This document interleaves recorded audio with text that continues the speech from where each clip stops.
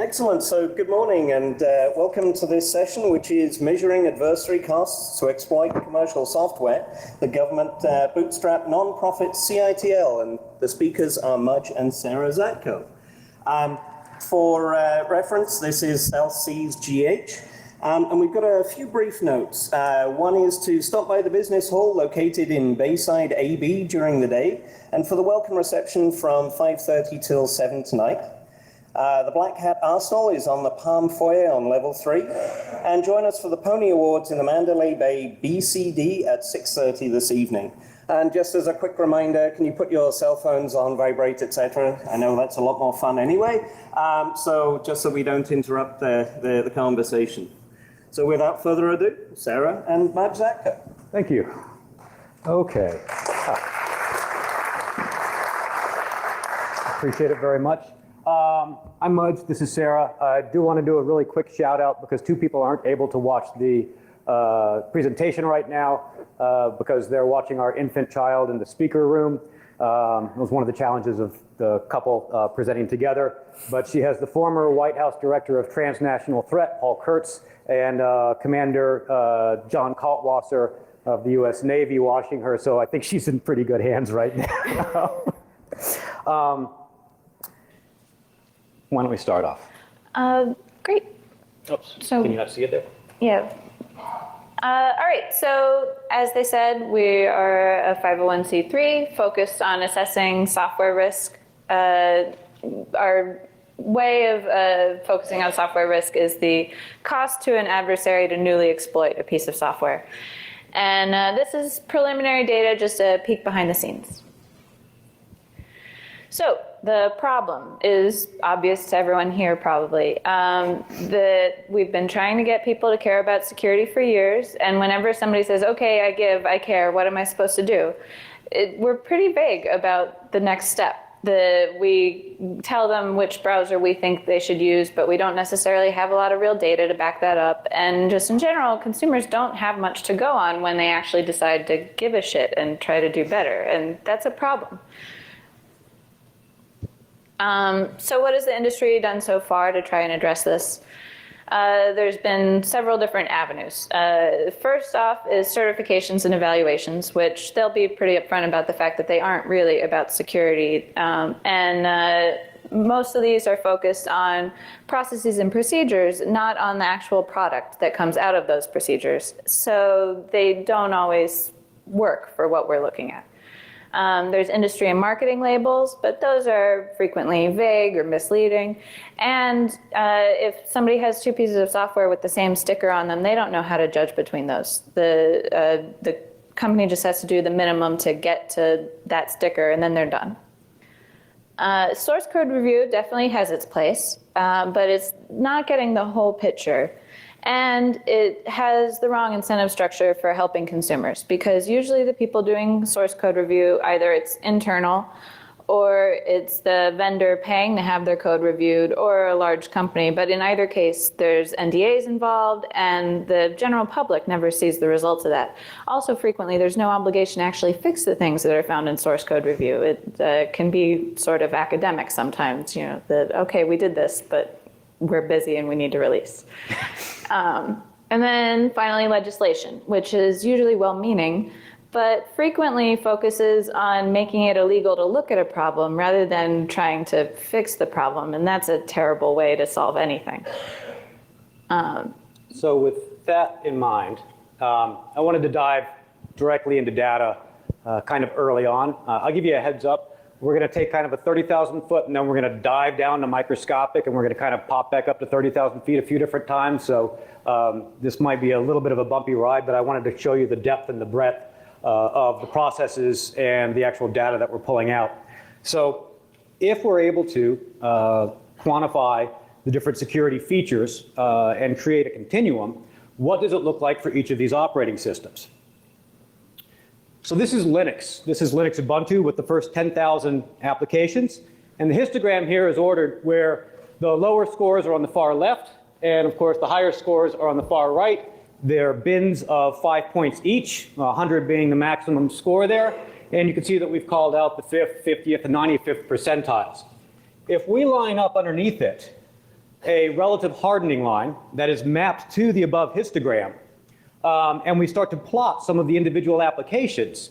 And we're going to show little yellow triangles up top. Since we have the 10,000 apps here, which is largely the base install and a few of the more common applications here, just to kind of show you comparatively where things live, we can just dive into the data and pull out anything that we've already evaluated and have measurements on. So if we pull out two browsers on Linux, Chrome and Firefox, we see that not too bad. One of them's almost at the 95th percentile. That's relatively, not many people made it up that far. Firefox isn't too far behind, but if you start looking at the difference between the 95th percentile and the 50th percentile, we're starting to go towards the softer targets pretty quickly. And what happens on Linux if we do this sort of measurement for the Office suites that are available?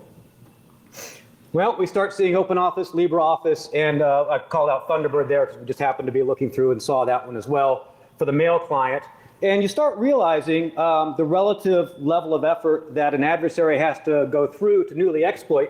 And all of a sudden, you start to realize why client-side attacks that are exploiting the applications running locally to compromise the system and control execution are so rewarding and frequently valuable to the adversary. So that's a high-level view of Linux with a few extra third parties. I'm going to go into precisely how we make up these scores and what the different moving parts are under the scene. But let's go over and look at the OSX histogram. And in this case, we have not just the base OSX, which was about, I can't remember, 10,000 or 12,000 total binaries. And those are the executables and all the libraries, because of course the libraries make up part of the attack surface. Sarah will talk to that a little bit later. But we also went out and grabbed about 20,000 other binaries from all sorts of third-party vendors. So what happens when we start to look at the relative strengths and weaknesses of different applications on this continuum? A little different story. Here are your most popular browsers on OSX. Chrome on the far right, Safari still below the 50th percentile there, and Firefox having a little bit of a problem here. One of the things that we were very pleasantly surprised about, not that it's a good thing, but we kind of looked at it and said, oh, that makes sense, is for those who have access to the underground markets for 0 days or trading or some of the bug bounties, or if you're selling things into the intelligence communities, I don't care which country. I do care which country, but for this example, it doesn't matter which country. The price tag for the exploits on these very nicely map up to the hardening line here. In fact, it's been working so well that a couple of folks that had early access to our data that were helping us vet some of this came back and said, I'm not sure I should tell you this, but we've been able to do exploit arbitrage for certain people buying 0 days, because we just look at what they're looking for, and then we look at your charts to figure out what the lowest hanging fruit is, the softest target, and we realize it's overvalued for the amount of level or effort that we'll have to do to exploit it, and we go after that, and we make more money. I said, hadn't really intended that, but I guess that does confirm that what we're doing is a little accurate. So here are the Office suites. On OSX. We see Microsoft Office, OpenOffice, and OSX's versions, Keynote, etc., lobbed on there. We're always interested in a chart like this as to what the outliers are. What's the measures of kurtosis sort of tell us about how long of a tail you have and who lives there. And for that example here, I'm going to point out two of the kind of critical pieces of software on your system, the software updaters themselves, because they are responsible for not only taking information and communicating across the network in one way, shape, or form, but also they're the ones that are installing your very security patches designed to protect your system. So we looked at and just pulled out of the large histogram of the 38,000 some odd binaries here, Apple's software updater and Microsoft's. Guess which ones ended up on which side of the spectrum? I was a little surprised. We went in because, of course, this is largely preliminary data, and when I see something that's so predominant, that's installed with every version of Office on OSX, that scores so lowly, I'm like, I must have, there must be a bug in my code. I must be extracting the wrong features. Somehow the measurement's going. And we went in and looked at it, and sure enough, it's a 32-bit binary with no address space layout randomization, no stack guards, no source code fortification, et cetera, et cetera, et cetera. And yeah, it's a really soft target. And I went and talked to some folks on our technical advisory board, and I said, does this make sense? Are you seeing this? And one of them said, well, yeah, actually, there's a spate of compromises going through OS X right now, and the one thing they all have in common is they're all running the Microsoft Office suite. So I don't have proof for sure, but if I were to go and look for that exploit, I think I know the first thing that I'd go after. Now, the next slide is a look at Windows 10. I will preface it with this is not complete, and we don't have all of the features for the data points that we are pulling out, and it is just the core installation. So there's only one third-party package, the Anaconda Big Data Analytics package, but everything else is just the core Microsoft install. So this is kind of comparable to what we were looking at on Linux. This looks a little different. This is actually pretty darn impressive, because this is a level of consistency in the build process, in the build quality, in the security constraints, in the complexity, in the application armoring that Microsoft seems to be doing on their own operating system that wasn't evident in what they were doing for applications on OS X that they're selling. But this level of consistency is pretty impressive. We'll go more into detail on a few of the things that are hanging at the bottom left there on the weaker side a little bit further on. But next, we're going to talk to you about what sort of data makes up those scores and what sort of breadth and depth we have and why we feel that that is appropriate. Okay, so for figuring out how to present the data that we're looking at, we are drawing inspiration from a lot of existing labels from other industries. And so for each of the types of data we collect, I'm going to talk about what labels are comparable. Is it this one? Right. Okay, good. So for example, the static analysis features, which are the contents of the software, the stuff that you get without having to, do fuzzing or dynamic analysis. This is like the nutritional facts for the software. It's the telling you what's in it and is it junk food.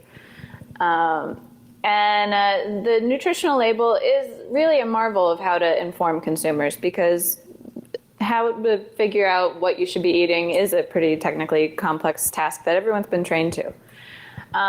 Then for the dynamic analysis, exploitability, disruptability, and algorithmic complexity, where that's comparable to like the crash test ratings that you see in a Monroney sticker when you go to buy a new car, or the EPA miles per gallon. It's stuff that they get either from running the car into a wall or until its tank is empty, or by modeling what it's going to do when based on what similar cars got for their miles per gallon.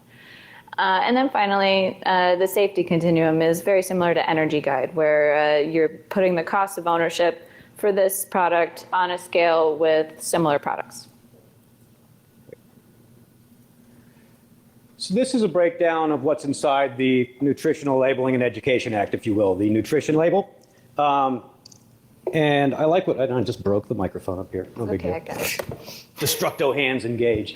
One of the things that Sarah pointed out was this tells you the makeup of what's inside the binary, but it doesn't tell you, that it's good or bad for your particular diet. And I really like that analogy, because what we want to do here is extract the salient features that are relevant to different types of security, hardening, soft, complexity versus simplicity, et cetera, that then allow you to make an informed choice. But we're not going to tell you which choice to make. If I use the nutritional label analogy, an anorexic and a diabetic have very different dietary restrictions, but they can't follow their doctors or nutritionists' recommendations unless they can see what the heck's in the food that they're putting into their mouth.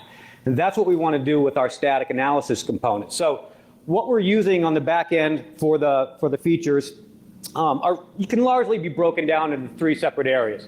There's complexity measures, and complexity measures range from something as simple to the text size, code size, if you will, of the actual binary, towards more complex like branch prediction or branch complexity, all the way up through, racking and stacking the different stack adjusts inside of it, which give you some inference about functions and about how much they're manipulating or what they're doing inside, through cyclomatic complexity, et cetera, et cetera. The other section is application armoring. And application armoring is broken down into 3 sections. What does the compiler do? And there's a bunch of things that modern compilers can actually do that are equivalent to the safety features in a car. They're your airbags, your anti-lock brakes, your seatbelt and restraint systems. And you can find that in the compilers for stack guards, control flow integrity, code pointer integrity, et cetera. You see that in the linkers, where the linkers are saying whether or not this thing is able to be re-randomized and loaded in different areas, whether the linker has moved different sections in the binary, such as not to be overridable, where there is sensitive information in it. And then, of course, there are instructions that are put in the binary to the loader at runtime. What should it map different segments? Is it executable? Is it not executable? Is it shared? Is it consistently kept in memory, et cetera? And then the third area is about developer hygiene. And this is built up of about 500 different functions across POSIX and ANSI that have historically been difficult to use correctly and have been the root cause of many of the security vulnerabilities that we look at. We break them down into the following categories. IC, which if you remember the poison sticker that you put underneath the detergents under your sink and everything, these are just a few functions, but you can't use them safely, ever. Git S, classic example. You see that in commercial code, you should just go run screaming. They don't know what they're doing, at least from a security perspective. The bad functions, the ones that are historically very difficult to use correctly, the unbounded stir copies, memory copies, et cetera. The risky functions, which are better than the bad ones, they bound it, but we still see people do things differently or incorrectly. Is it null terminated? Is it not null terminated? And more recently, there are a few functions that have been introduced which are actually strong. They're hard to use incorrectly. The stir-L copies, stir-L cats. And it's nice to see those in there, but it's disconcerting if you see the good one right next to a bad one in the same function or in the same code. There's a consistency issue here. All in all, there are several hundred features like this that we're pulling out, and they make up the majority of our static analysis. Which leads us to the Monroney sticker and the dynamic crash testing. The crash testing is important because it's nice to see that something is really, really weak and looks like a very soft target, but it's better to actually know that this thing crashes under pathological input. Presently, we're using AFL as our primary fuzzing engine on the back end. It's a wonderful fuzzer. We're not married to it. You can essentially drop in anything that gets really good coverage and allows you to go deep into the code. Look at any of this stuff from Brumley on the Cyber Grand Challenge, et cetera, et cetera. The goal is you just need to be doing the dynamic components. But what we do out of it is we look for 3 classes, 3 categories of response from the application. And that's the exploitability, the disruptability, and the algorithmic complexity. And it's important that we call these out because we as security practitioners oftentimes really functionally fixate on the exploitability. Was it exploitable? But as a consumer, let's assume you are in charge of an offshore oil rig sort of setup. If you ask that person, what's more important, whether the system is exploited or disrupted, they're almost always going to say the disruptability is what bothers them. If the system is compromised and they're using it for a where server or they're surfing IRC, but it isn't impeding the continuity of operations of that drill, so be it. They prefer it not be exploited. But nonetheless, if it's disrupted, that drill bit stops, everything solidifies, and that oil rig is offline for 12 months at least in order to get it back. Go ask somebody in a bank that same question, and they'll say the exploitability, the integrity of the data. Because if they start propagating incorrect numerical things further out, it becomes more and more difficult to roll back and get back to ground truth. And then there's a different class of organization, the Googles, the Facebooks, the LinkedIns, et cetera, that are really concerned about algorithmic complexity. And it's not a hot topic yet, but it likely will be. Because what this means is these organizations are so distributed and they have such massive bandwidth. They're usually relatively impervious to distributed denial of service, which is good because their uptime is what drives them. What they are vulnerable to are denial of service that require very low bandwidth, but have an algorithmic worst case scenario on the back end that can take things out irrespective of how well distributed they are. So we use a modified version that we hope to be releasing shortly of AFL that measures the size of the input and the runtime of each of the test cases, and we can start to graph out algorithmic complexity. Is it growing logarithmically, linearly, exponentially? The latter two can be problematic for this. But that's what you see with the little squares on the far right that say A, because that's signifying that these results were actually from these real, billion executions with X amount of coverage and the results from running that particular application. So if it doesn't say A there, what does it say? It says E for estimated. Because, as I mentioned before, when the EPA does miles per gallon, they don't run every single car until it's on fumes. They do enough that they can model, and then they don't have to do it for everything because it's an expensive operation for them. And similarly, fuzzing is expensive. It requires test harnesses and a lot of extra work for each target. Whereas once you build up a mathematical model, math is cheap. So we'll fuzz a statistically significant portion of the software, and then for the rest, we can model how it's going to do in dynamic analysis based on what we saw for the static features. And this is great for a few reasons. One, it cuts out a really expensive part of our process, and it gives us an asymmetric advantage over attackers in that they still have to fuzz because they need to find the specific location of a vulnerability in order to exploit it. We don't need to do that. We need to know what classes of vulnerabilities are there with some percentage accuracy, but then our work is done. So from a assessing risk perspective, we don't need to know where the exploit is. So you saw on those safety continuums, the histograms, how useful it can be just to see largely static information on understanding the risk.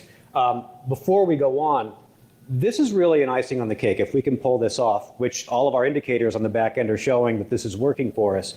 Because this means that we can, through linear regression of those 300 features that we're using that are security related, and the statistically significant actual crash testing, feed that into Bayesian analysis, and we can do free crash testing without having to do 10,000 hours worth of real-time fuzzing or creating the harnesses. And for the situations that are erroneous, we feed them back in, and that's the beauty of Bayes, is it essentially readjusts. So before we go in, now we're going to start looking at a subset, and we're going to do kind of different levels of views. And the subset is going to focus more on the binary extraction, the static extraction, because we're going to be releasing a lot more of the dynamic runtime results at the beginning of 2017. And we're just going to be choosing these two subsections from our data sets, and those two subsections are focused on the application armoring and the function hygiene. Okay, so this is one of our automatically generated reports for Google Chrome on OS X. To make these, we got to spend lots of quality time with LaTeX or LaTeX. I usually read it rather than say it, so I can't remember which one people prefer. But the first page of every report is always first a table reminding us how the scores were calculated, because as we tweak these, we want to be able to look back at old reports and remember how those numbers were arrived at. And then a summary of any anomalies for that file. There weren't for this, but for some there's unusual flags or strange initial permissions for the text segment or what have you. No. And then we have a table of the file, code, and data segment sizes for the main application, the average library, and then the total libraries. The interesting bit in this table is that the main application's code segment is just 601 bytes. So the Google Chrome application is just a stub, and all of the real operations are happening in the libraries, which we were a little surprised to realize that's how browsers seem to be operating these days. And then we have a summary of how many libraries there were, what their average score was, and then minimum score. And the library count is how many libraries does the application link against directly, but then also what libraries do those use, and so on and so forth. So when it's all said and done, Google Chrome is requiring 176 libraries.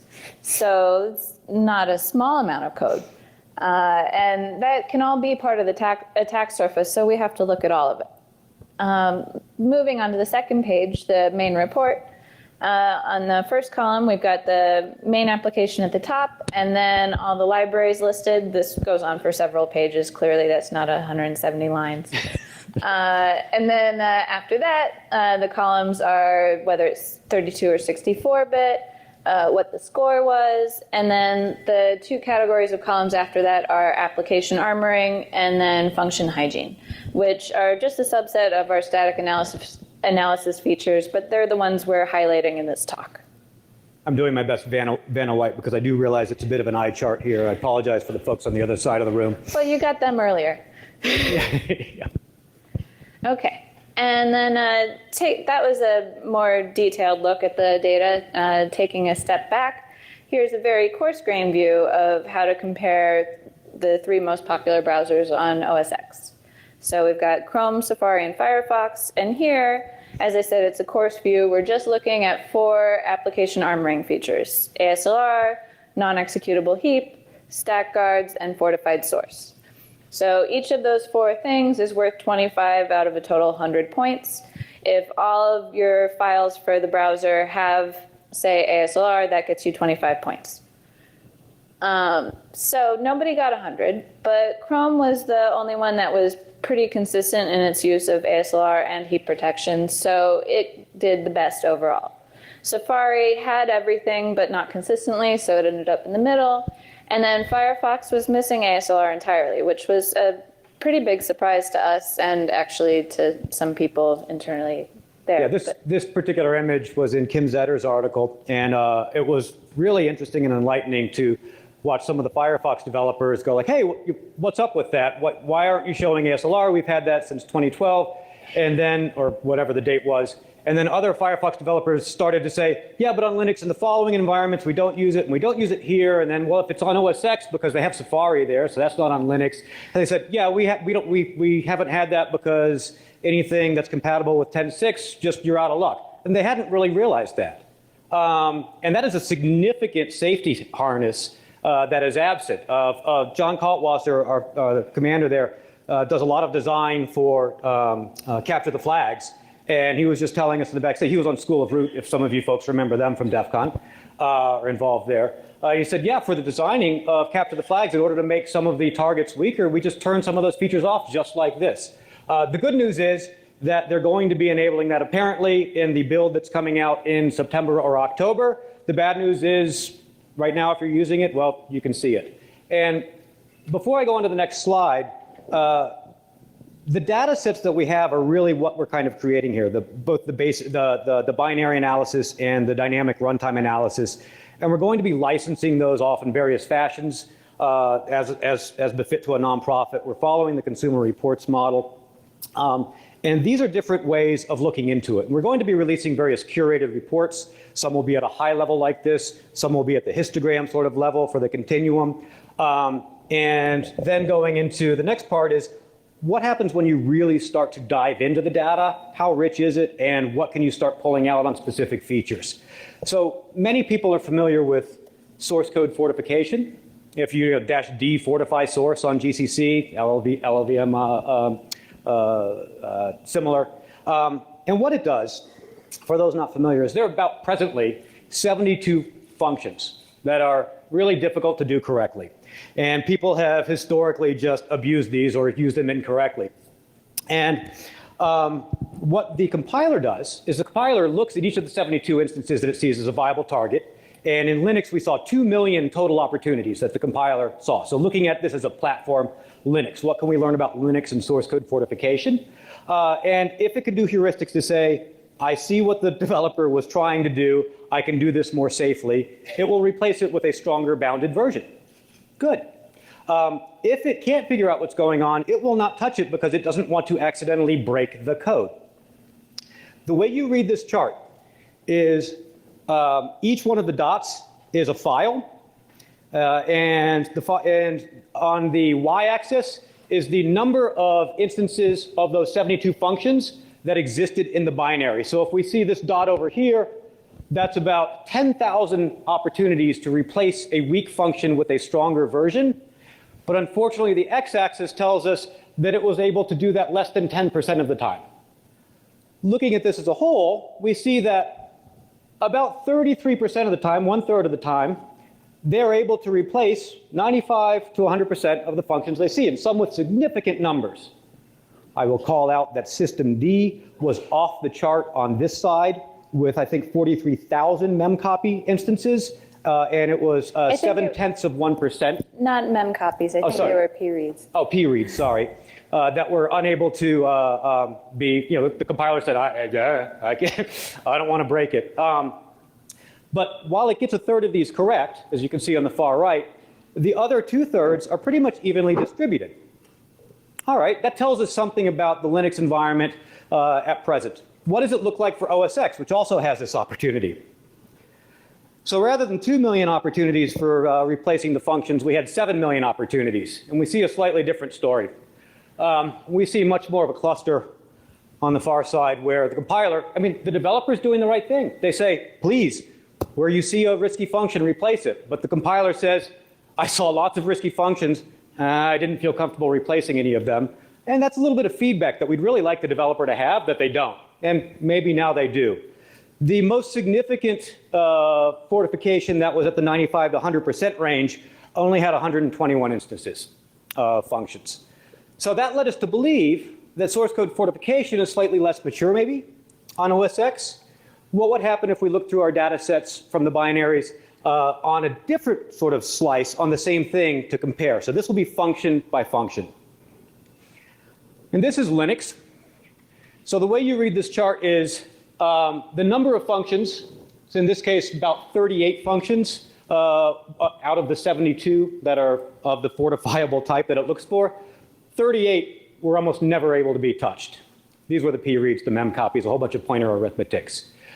15 functions, your classic stir copies, etc., were able to be almost entirely replaced with their stronger area or their stronger replacement. And of course, 28 out of the 72 functions never got touched. As far as we can tell, they're largely academic, and the situation where the compiler would be able to say, I know what you're doing, I can do that safer, would be so rare as to, we didn't find it in the 7 million opportunities.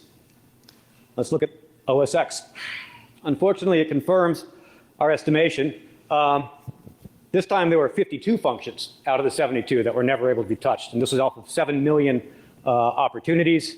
And we can see that a significant amount were only fortifiable very infrequently. Only one ends up being in the 95 range. Nothing was 100% fortified. So it's just much less mature, at least based on the results.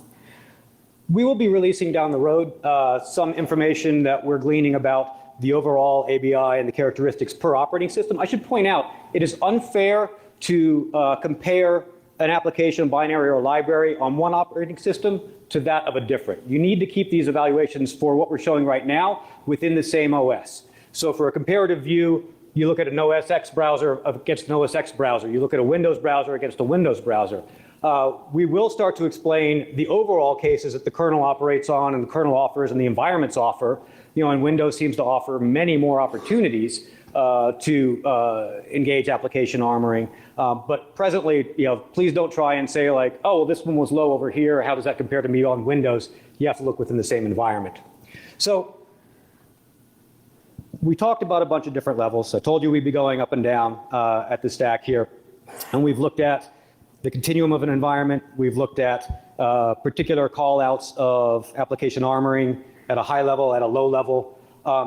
What can we tell about the organizations, since we're looking at all this software and you can kind of group them as to what their strengths and weaknesses are? Well, and because a lot of these sorts of things we're looking at aren't news to people, that ASLR is interesting or that stack guards are good to have. But people usually look for these things in a piecemeal manner rather than being systematic across a whole environment. And so then when you look at it that way, interesting patterns emerge. And wait till the next talk for all the deep dive on the measures of complexity, which we're not really looking at as our exemplars here today. So, for example, if we look at Google Chrome versus Microsoft Excel on OS X, you can learn interesting things about what Google versus Microsoft are doing right or missing. Each of them has something they do well, and each of them has a blind spot. First, looking at the development and build environments. The application armoring columns are the part that really reflects the build environment and settings and development environment, because that's where you're having the latest and greatest compiler and telling it to do all the right things. And Google Chrome does that. They even went out of their way to figure out how to enable non-executable heap flag for 64-bit binaries. They were, out of the 30,000 plus binaries that we looked at, they were the only ones that had it. So, kudos to them. On the other hand, Microsoft Excel had a 32-bit binary that was missing some flags that were default for almost all 32-bit binaries. And what that tells us is that they were likely operating on a pretty old build system, or they were on a modern one where they had specifically disabled these, which is worse. So we're giving them the benefit of the doubt there. Not so great. But then on the other hand, while Google Chrome has more of those good functions that we mentioned earlier, they're almost always side by side with the bad and risky brothers. You have the stir-l copy, but you also have the stir-n copy and the stir copy all in the same binary.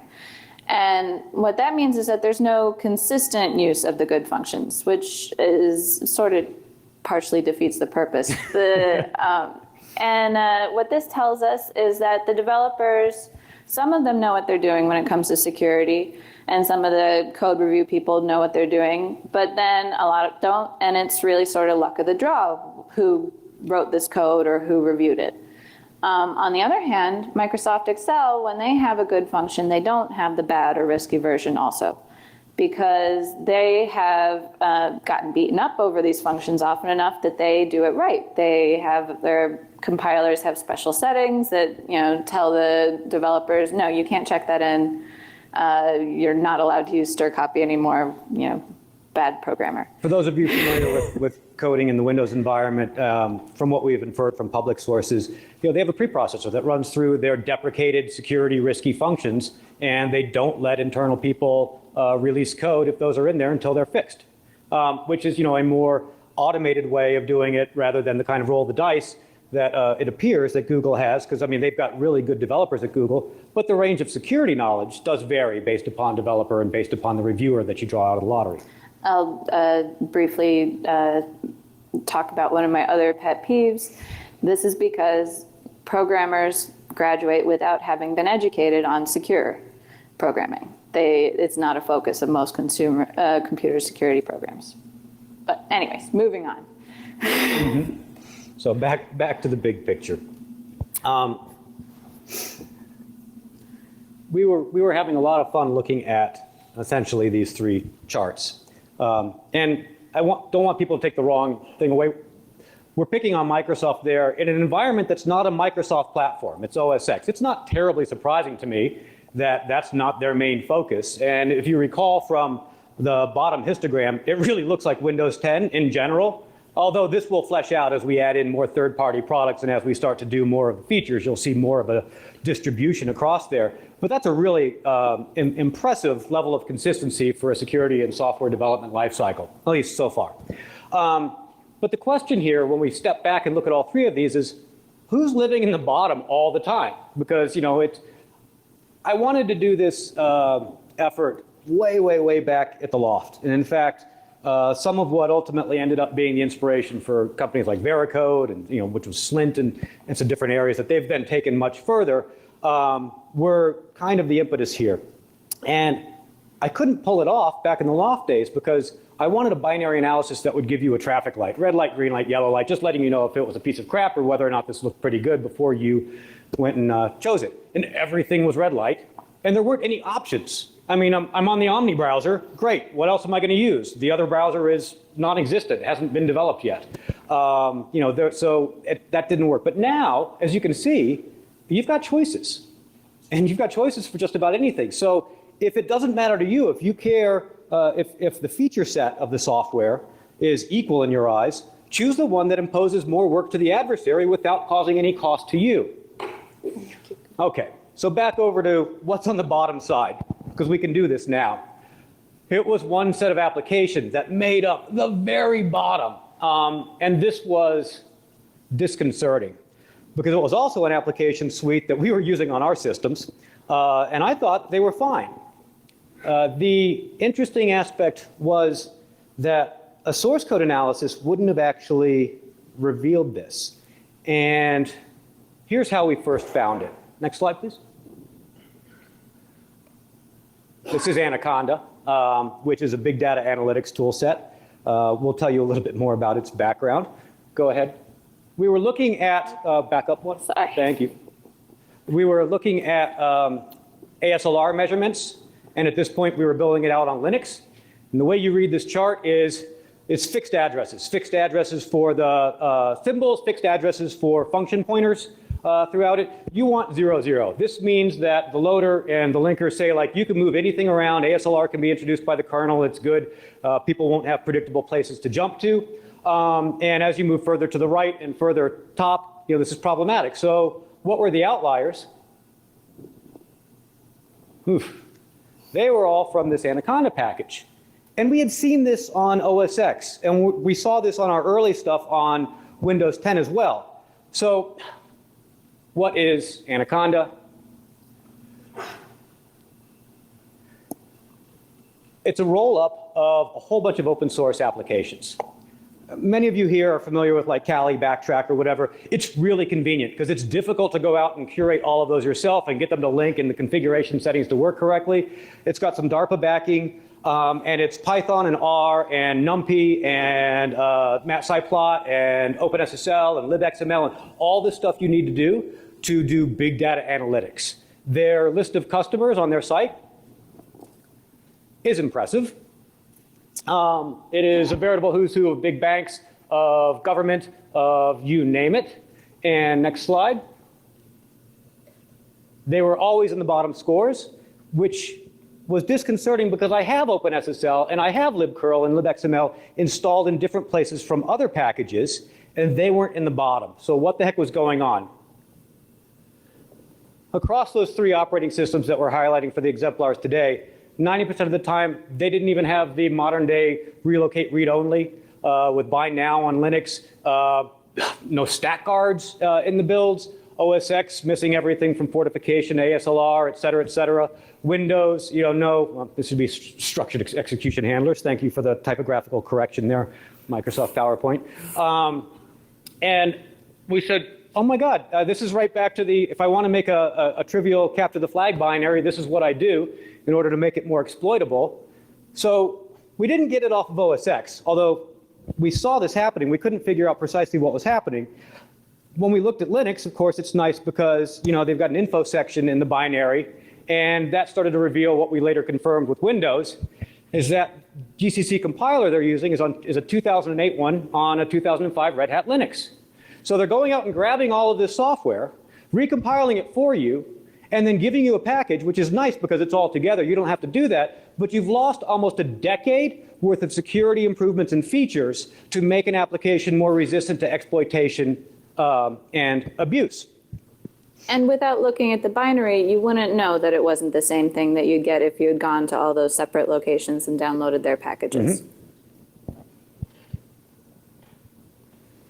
So go ahead. Before we just wrap up, I'm going to go through some various things to correct misconceptions about what we're doing and make sure everyone's on the same page as us. As I said earlier, these are preliminary results to familiarize everyone with our goals and tactics and techniques, but the real data releases are going to happen end of this year, early next year. And this approach is based on binaries only, partially for reasons we just outlined with Anaconda, and then partially because having source code means having to cooperate in some way with the vendors we're evaluating, have NDAs, all that jazz, and it doesn't set up the sort of incentive structure we want to have.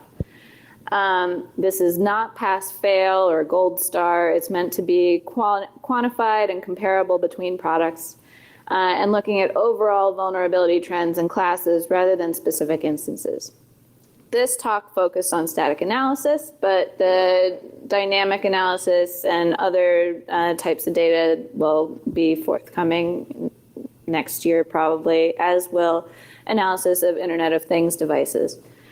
We are a 501c3, which means that we are a nonprofit charity, but we have non-exclusive right to use and practice this IP, and we are looking forward to partnering with various different industries that are starved for data. Industries like insurance really needs actuarial data. Yep. Or and the insurance organizations are very interested in this.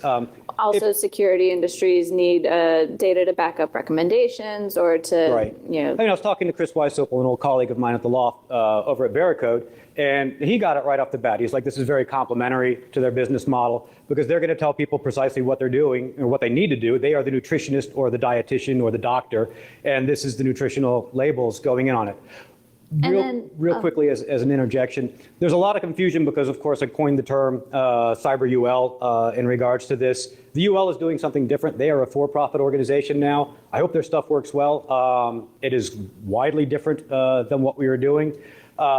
We are modeled almost exclusively off of Consumers Union and Consumer Reports. So if you're wondering how we're going to be releasing data or who will get access to it and what fair way, just look at Consumer Reports, and that's probably the way we're going. We'll have to have this be coin operated in some way so that it's sustainable long term. And their model seems to work since they've been around for a while. And then finally, what we're not doing. We're not looking at configuration, vendor history, interpreted scripts, corporate policies, privacy, things like that. There's other groups that do look at these things. And if you go to some security consultancy for advice, they can help you take our data and all that other data together to come up with a unified view. It's not that we think those things are unimportant, it's just that other people are already doing those, and we want to focus on the data that's not out there yet. So I'll wrap up. This is our timeline.